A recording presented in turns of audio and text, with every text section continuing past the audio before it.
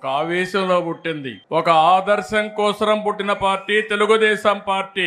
ఒకసారి మనందరం ఆలోచిస్తే 43 సంవత్సరాలు పూర్తి చేసుకుని 44వ సంవత్సరంలో అడుగుపెట్టాం. ఒక మహనీయుడి యొక్క విజన్. మామూలుగా అధికారం కోసం రాలేదు. రాష్ట్రంలో జరిగే పరిస్థితులన్నీ కూడా చూసిన తర్వాత శ్రేయోభిలాషులతో మాట్లాడాలి.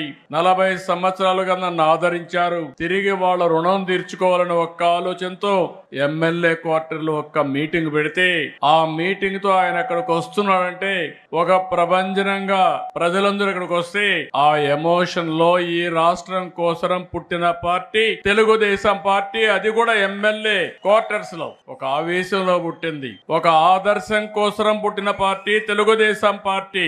అదే ఒక సంచలనం, అదే ఒక శక ఆరంభం, అదే ఈ రాష్ట్రానికి ఒక చారిత్రక అవసరంగా మారే పరిస్థితి వచ్చింది. అలాంటి మహనీయుడు పెట్టిన స్ఫూర్తి మనందరిలో ఉంది. ప్రపంచ చరిత్రలో ఇప్పుడు కూడా ఎవ్వరూ ఈ రికార్డు బ్రేక్ చేయలేరు. పార్టీ పెట్టి 9 నెలల్లో అధికారం వచ్చిన ఏకైక పార్టీ ప్రపంచంలో తెలుగుదేశం పార్టీ. ఇంకొక పక్క